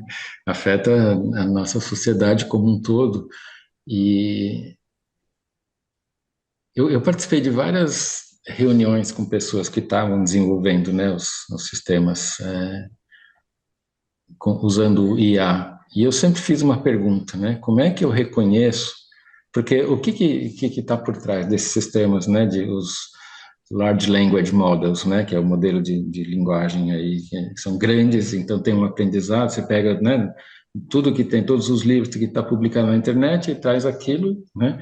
O que você consegue com isso? É como você falasse, esse conhecimento que está lá agora está acessível para alguém que está fazendo uma pergunta. Então, quem não é um especialista numa área, é como você falasse, eu tenho acesso, né? Eu posso produzir coisas num nível que eu não conseguiria fazer sem isso. Então, ele aumenta o nível médio das pessoas. Mas para quem é especialista em alguma coisa, você começa a ser crítico. Fala, não, espera, ele está trazendo a média, mas isso aqui funciona nesse caso, não funciona no outro. Se eu perguntar, falar, assume o papel de, né, me dê a resposta como se você fosse um pesquisador dessa área. Agora responde como se fosse dessa área. Aí você começa a ver que as controvérsias estão lá dentro, mas na hora que ele deu uma resposta, ele dá uma resposta. Ele não Isso sem fala, contar se a resposta é correta ou não, né? A gente nem está exato, entrando né? nessa área. Sem entrar Uhum. nisso, né? Mas aí o que eu fiz, né, nessas reuniões que eu participei? Eu sempre perguntava como é que esses modelos, né, que eles extraem um monte de coisa, como é que me ajuda a encontrar, por exemplo, aonde tem colaborações efetivas, grupos que estão interagindo e eles se reforçaram porque eles são um grupo, eles têm algo em comum, eles buscam algo, né? Isso ainda não tem. A IA não foi desenvolvida para isso. A IA, do jeito que ela está sendo desenvolvida, é como se ela aumentasse a nossa capacidade de individualmente sermos melhores, coletivamente sermos melhores, né? E eu acho que essa diferença é fundamental. Porque quando a gente está pensando em emergência, por exemplo, e emergência nesse sentido que eu estava falando, tá? As nossas decisões coletivas, ou ser reduzir desigualdades, né? Ser mais respeitoso com culturas diferentes, tal. Você vai para uma ferramenta como essa, ele varre culturas. Mas você fala, bom, um povo originário, por exemplo, ele não está representado nessa base de conhecimento. E ele vai me dar um monte de respostas do que fazer sem levar em conta esse tipo de conhecimento aqui. Então, é esse tipo de uso, né, da IA para encontrar ou gerar coerência, né, de grupos, gerar sinergia, e isso ainda não está sendo feito. E talvez não seja com essa IA que a gente está construindo, que vai reconhecer essas coisas, né? Então, ele nos afeta como sociedade, além de mudar, né, toda a dinâmica de postos de trabalho, o que a gente faz, tá, tudo isso que está já sendo muito discutido, eu acho que com relação à complexidade que a gente está falando aqui, que seria entender mais, por exemplo, como é que se dão esses processos de emergência, né? Eu acho que com o tipo de ferramenta que a gente está fazendo, ela ainda não foi para esse lado. Tem potencial para ir, mas eu não sei se tem interesse daí, né? Quer dizer, comercialmente, quem que ia ganhar com isso? Porque hoje são as plataformas, né, que estão conseguindo transformar isso em produto comercial, né, que estão investindo muito. Então, preocupação, mas eu acho que tem um potencial muito grande, né? E tem gente boa que conseguiria fazer esse trabalho, né, de identificar como que a gente reconhece onde já tem alguma sinergia que ela está funcionando e qual é a dinâmica disso, de agregar mais, menos, tal, e como que a gente daí começa a gerar. E isso também provocando, né, que é um pouco o que eu estava descrevendo antes, quando eu falei de fazer uma política pública que ganha com a escala, né, porque tem um monte de política pública que você faz um projeto piloto e fala, legal, funcionou. Agora, como é que eu faço isso para um monte de gente, né? E quando você desenha já uma política pública reconhecendo que tem um monte de gente, que tem um conhecimento, né, tem uma inteligência coletiva, e eu cataliso isso, extraio isso, né? É uma política desenhada de uma maneira diferente. Eu acho que a IA permitiria que a gente fosse melhor em fazer esse tipo de movimento. Professor Zeli? Sim, então, eu quero introduzir um pouco uma mudança, né? Porque me ocorreu, em algum momento das tuas explanações, César, coincidentemente, eu andei trabalhando muito com a obra, ultimamente, com a obra do Kenneth Boulding. Eu não sei se a pronúncia correta é essa, mas, enfim, ele é um dos principais fundadores, junto com Bertalanffy, com Rapoport. Eles fundaram a tal da Sociedade Internacional de Pesquisa sobre Sistemas. Como essa sociedade, inclusive, mudou de nome, eu estou com uma coisa aqui que me permitiria dizer exatamente o título dessa sociedade, mas, enfim, o que eu quero basicamente chamar a atenção é que, nos anos 50, esse grupo, e nasceu por causa, se eu entendi bem, porque Stanford convidou um grupo grande de pesquisadores das mais diferentes áreas para conviverem durante um ano letivo, e esse pequeno grupo aí, que eu já citei os nomes, resolveu criar uma sociedade internacional de pesquisa sobre sistemas.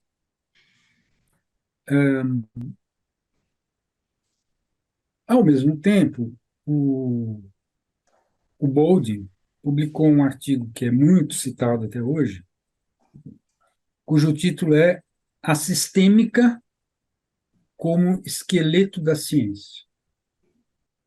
Ele usa a expressão esqueleto. Bom, evidentemente o que me ocorreu enquanto a gente estava conversando é que, se por acaso esse nosso interesse e essas nossas interrogações, inclusive a partir da frase, né, de que complexidade seria, enfim, a ciência da complexidade seria a ciência do século XXI, será que, na verdade, a gente não deveria substituir a ideia dele? Não é a sistêmica, que é o esqueleto da ciência, mas é a complexidade? É uma provocação. Eu aproveito para dizer o seguinte, que tenho muito interesse por essa coisa toda da sistêmica, como ele chamava, né? Mas que hoje em dia, eu vou mostrar até aqui, em geral não pega, né? Esse livro, Sistemologia Geral, foi escrito por um grupo de 4 filósofos britânicos. O principal deles é o David Rousseau, e foi presidente por alguns anos, ele foi o presidente dessa sociedade internacional, da sistêmica. E ele está propondo agora a expressão sistemologia. Eu noto que, assim, para mim é surpreendente que uma coisa como essa aconteça. Ele publicou esse livro em 2018. Lá vão 5 anos. A minha impressão é que não pegou essa ideia de chamar de sistemologia. Mas o fato é que existe um grupo muito grande de pesquisadores que continua se reunindo anualmente nessa sociedade da sistêmica, e eles têm uma visão, se não me engano, de que a complexidade é um subdepartamento dessa área. Quer dizer, eles continuam achando que, mais ou menos como o Boulding disse em 56, é, é a sistêmica que é o esqueleto da ciência, e que a complexidade, na verdade, são duas visões bem diferentes, né? Essa que eu estou tentando descrever, que é a deles, e a pergunta que eu faço: será que não estaria na hora de substituir, de escrever um texto como o do Boulding, dizendo que complexidade como esqueleto da ciência? Ou você acha que essa imagem não funciona, não dá certo? Eu acho que, se for na perspectiva do que o Morin fez, por exemplo, né, de falar, olha, né, você tem as várias ciências e tem um pensamento complexo por trás de tudo isso que me ajuda a interligar. Então, não é que eu diminuo o que a ciência ordenada já fez, né? Porque eu acho que quando você pensa na sistêmica, aí, no fundo, eu consigo pensar de uma maneira talvez mais estruturada, estruturante, né? Ordenada, previsível, que é o que a ciência é boa em fazer. Mas eu acho que se em cima disso, né, vier uma ideia de complexidade, que é essa conexão entre as várias coisas, e não uma disputa entre as várias coisas, ou isso ou aquilo, aí eu concordo com você, mas eu não sei se isso se o Mohan passou a vida defendendo isso, né? E eu acho que não é fácil para as pessoas entenderem que eu não estou negando todo o conhecimento já, né, sistematizado, né? Eu estou brincando aqui com sistêmico, com sistematizado, mas eu acho que tem uma dificuldade aí da gente conseguir tornar esse termo, né, a complexidade, que não nega a previsibilidade, a ordenação, as leis e tudo isso, disso reconhece onde está o limite e como é que eu trabalho agora com sistemas complexos ou sistemas abertos, tal. Eu acho que isso seria o ideal, né? Se a gente conseguisse fazer essa virada de chave. Mas a própria ideia, né, quando a gente fala de sistemas complexos, né, sistemas adaptativos complexos, foi algo que teve uma força muito grande, né? E a gente até hoje não consegue entender, né, o que chama de sistema adaptativo complexo um e 2, né? Quer dizer, um deles é onde os agentes que participam do sistema eles estão mudando, né? Porque o sistema muda, o nicho muda, eles se adaptam, tal. A outra é você pensar que o nicho em si ele muda, né? Que é o que nós estamos vivendo quando a gente vai hoje, né? E pensa em Gaia e a Terra, a sustentabilidade e tal. O que que eu estou falando, né? Eu estou mudando, né? Nós agora, antropoceno, né? O teu livro, né? A gente está mudando todas as regras, né? Se você for pensar o que a evolução conseguia separar antes, o que é a variabilidade, o que é a seleção ou filtro e a transferência disso, a gente hoje cria os filtros que alteram a diversidade, né? A velocidade que isso aparece, cria a maneira que isso se dissemina. Então, a gente deu uma mudada que eu acho que essa conversa, né, entre sistemas que mexem com as pessoas, mas que mexem com o próprio sistema em si, e a gente daí tem que pensar esse sistema, que aí já passa a ser o nosso todo, né? A nossa Terra como um todo é um sistema interconectado. Eu acho que a gente tem aí, sim, uma necessidade de achar um vocabulário, de reconhecer essa complexidade, de falar isso é a ciência, isso é a política que a gente precisa hoje, né? Uma política de compreensão, de entendimento global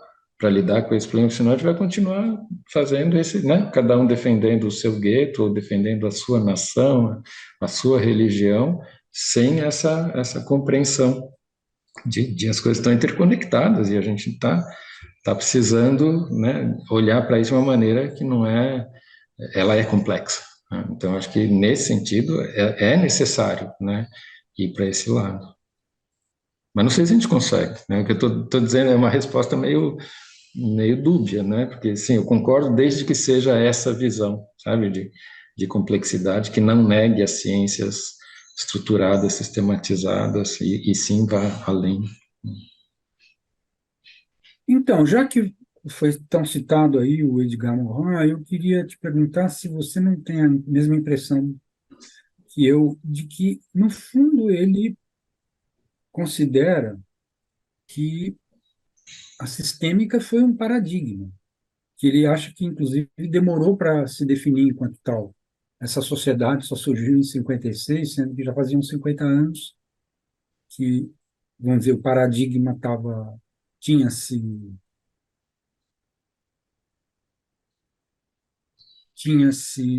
tornado, foi se tornando aos poucos dominante.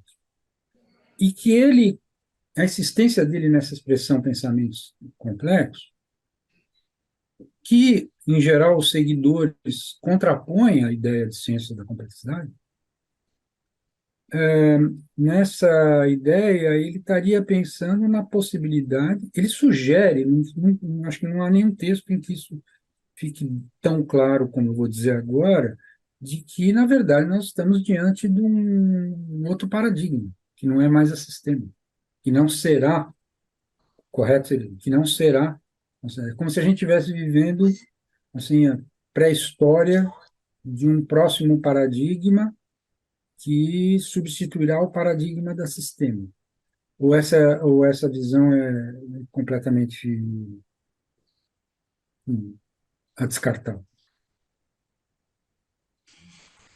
Eu não sei falar por ele, né? A impressão que eu tenho é que o Morin sempre foi muito. Ele tem um reconhecimento, né? Um conhecimento de todas as ciências, né? Quando ele Uhum. escreve sobre cada uma delas, dá para ver que ele entende do que está falando, vai a fundo, mas ao Uhum. mesmo tempo, eu acho que ele tenta fazer essa interligação. Então, é como se ele falasse: olha, esse sistema separado desse outro, eles não dão conta. Então, o que o pensamento sistêmico dele tenta fazer é a costura, a junção, um jeito de olhar que ele é além de sistema. Ele não nega os sistemas, reconhece a importância, reconhece toda a construção de conhecimento, mas eu acho que ele tenta trazer, sim, um jeito mais interligado, né, mais sistêmico aí de fazer esse pensamento complexo, né? Então, mas eu não sei te dizer se ele briga com a ideia de sistema, sabe? De falar tem que superar, ou se é assim, tudo bem, os sistemas estão aqui, mas a gente precisa de um olhar mais integrador. Eu acho que é mais isso, né? A impressão que eu tenho. Eu acho que o Mohan também tem uma outra coisa, que é essa leitura que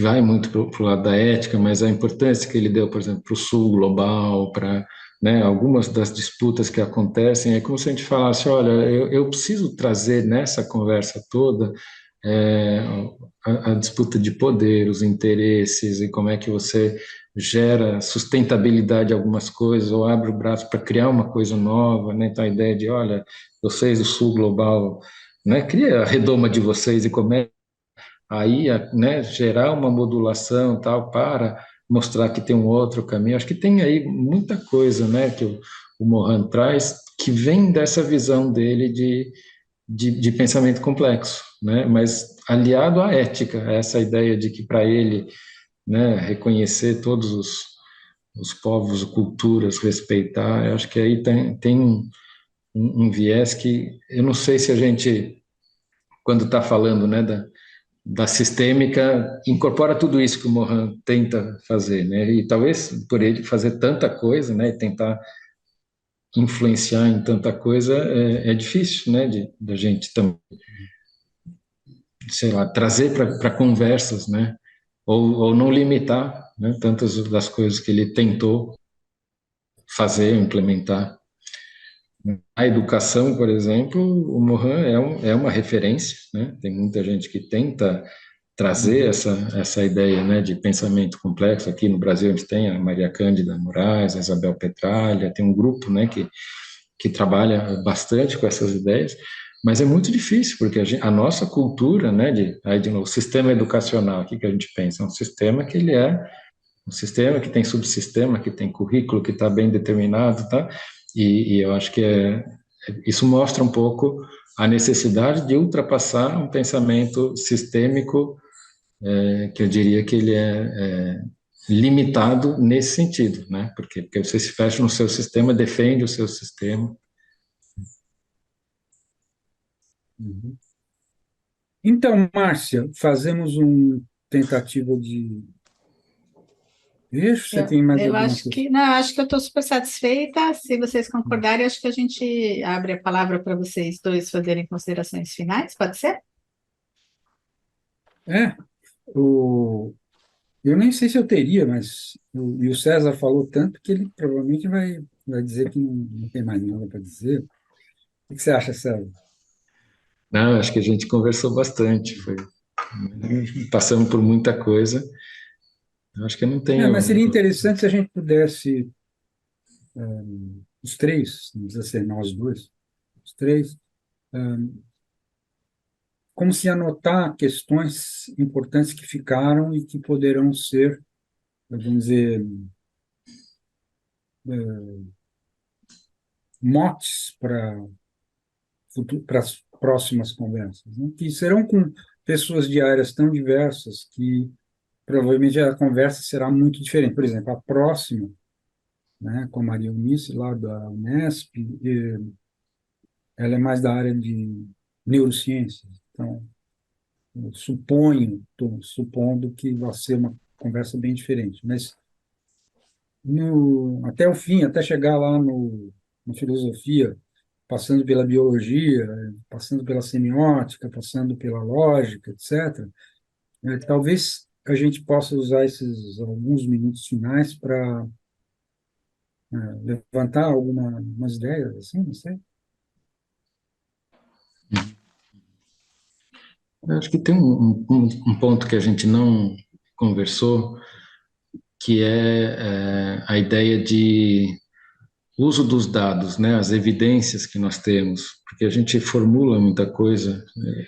A gente estava falando aqui de sistêmica, eu lembrei do curso que eu fiz com o Scott Page, que é um dos colaboradores lá do Instituto Santa Fé, né, e ele fez um curso que era pensando a partir de modelos.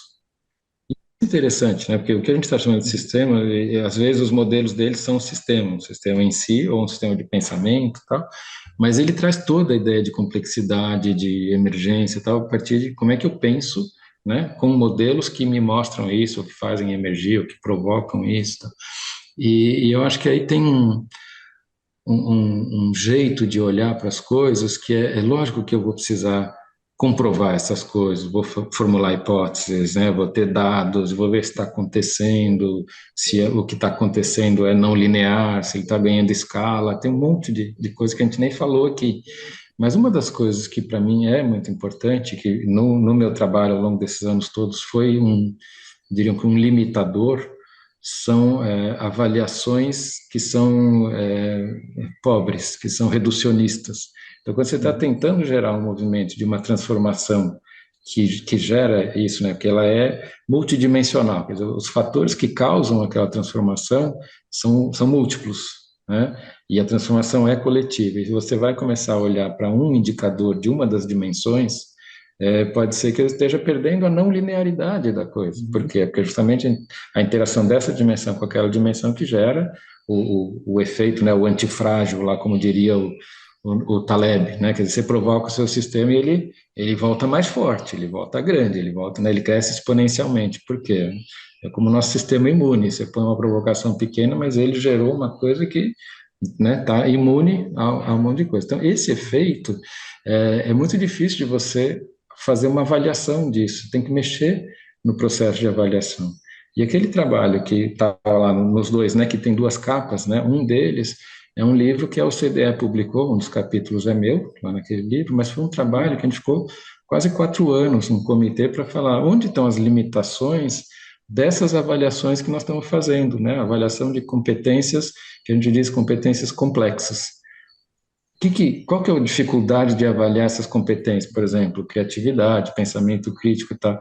Em geral, você quer avaliar essa competência, mas ela está interligada com um monte de outras. Quer dizer, a pessoa ela tem motivação, ela tem persistência e ela consegue ativa, de uma maneira que ela também é crítica, vai ver o que já foi feito, o que deu certo, vai ser criativa, mas numa direção de inovação que vai ser aceita. Então, essas coisas, né, quando você fala, eu vou avaliar olhando para uma dimensão, a gente tem eu diria que um atraso no nosso avanço coletivo, tá? Então a gente não chegou a falar nada disso, mas eu acho que esse ponto, né, de trazer evidências como se ela permitisse fazer um monte de inferências, de comprovações, eu acho que a gente tem um grande problema quando pensa em termos de complexidade, tá? Então esse é um dos pontos que talvez valha a pena no momento posterior tentar entender, né? Quanto que a gente está medindo coisas, quanto de informação tem. É um pouco aquela ideia do Shannon, né? De quanto de surpresa eu tenho no meu sistema de informação, né? Isso vai me mostrar um pouco de complexidade, né? E aí eu acho que vai aparecer também coisas que a gente beirou aqui, mas que eu imagino por exemplo, a ideia da lógica paraconsistente é fundamental para isso que a gente está conversando, né? Quando eu falo é complexo, por quê? Porque eu tenho mais de uma, né, uma interpretação, né? É lógico isso? É lógico para consistente, por exemplo, né? Então, aí tem um espaço Vai, também que eu acho que vai ser vai interessante surgir na essa. terceira conversa com a Ítala, né? Eu acho que aí você tem.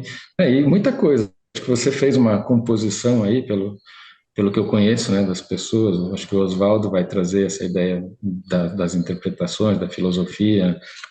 a Ítala, o paraconsistente. Então, eu diria que algumas das coisas que a gente nem pincelou aqui vão entrar lá. Talvez o que não falamos é essa ideia das evidências, das avaliações, né, de trabalhar com indicadores, tentar ser objetivo, né? Como objetivo a gente consegue ser com coisas que são complexas, né? Mas talvez isso não esteja um pouco relacionado ao que você falou no começo, professor, da necessidade de formar as pessoas para a complexidade? Tem a ver, mas você percebe que aí mostra um pouco essa recursividade que a gente estava falando, né? Eu Sim. quero formar para isso, mas o jeito que eu meço a qualidade da educação, ela é contra isso que eu estou querendo Sim. formar. Isso é mais aberto do que eu estou medindo. Então, você segura, né? Porque eu faço avaliação, o PISA, né? Que é essa avaliação internacional, que eu entrei nisso justamente por isso, porque eu falei, olha, a gente está avaliando coisas que estão segurando o avanço da educação. E quando começou a ter avaliação de competências, que você fala, agora vai começar a olhar para outras coisas, usaram o mesmo jeito de avaliar que os outros. Eles falaram, opa, né, daí aí segura tudo, né? Sim. Então é um pouco essa ideia da recursividade, mas você tem toda a razão, né? Se a gente conseguir pôr na educação, mas a avaliação seja disso que a gente está querendo desenvolver, perfeito. Bom, e vou colocar no final aí, uma expressão que não se usa muito em português, mas em francês demais, na cauda do peixe, né? Finzinho, mas que eu acho que seria muito bom se surgisse nas próximas conversas, é assim, que essa imensa literatura, você quer me interromper? Eu acho que se você vai fazer um fecho, eu tenho uma coisa que eu não falei e, assim, lá no meu grupo eles vão me matar de não ter falado. Ah, Então, eu não sei se dá tempo ainda de trazer não, dá, mais. eu vou falar então o que eu tinha a dizer e te passo, Tá, porque acho que o tempo dá. Pode tá ser? bom, claro, Pode ser? claro. Então, eu não vejo na literatura sobre complexidade, eu tenho percorrido essa literatura bastante, né? Eu noto assim, um desprezo pela teoria da evolução darwiniana fantástico, assim, impressionante, em todos. Né? O Instituto Santa Fé, o George West, poderia citar. Mas o mais impressionante também é que o Morin, né, que você, por exemplo, disse aí que ele tem um conhecimento enorme da ciência, tá, tem, mas procura no La Méthode qualquer referência ao Darwin. Porque eu acho que o Darwin, eu já defendi essa ideia, né, provocou duas revoluções científicas, com os seus dois grandes livros. Né? E, e só a única coisa que seria comparável, talvez, tenha sido a teoria da relatividade na física, mas enfim, para mim é uma coisa muito incômoda, que eu não encontre nos grandes. E eu tenho grande admiração por muito. Um pouco antes de começar aqui, nós estávamos citando o livro que eu disse para você, César, que acho o melhor sobre complexidade, que é o da Melanie Mitchell, né? Mesma coisa. Então, assim, para mim, um dos grandes desafios aí a enfrentar na discussão sobre complexidade é de tentar entender como é que é possível eles falarem tanta coisa sobre complexidade sem dar a mínima bola para a teoria darwiniana. Mas, enfim, não é agora no finzinho que a gente vai discutir isso. E eu garanto para você pelo menos uns 5 minutos para você falar daquilo que você disse que vão te matar se você não disser.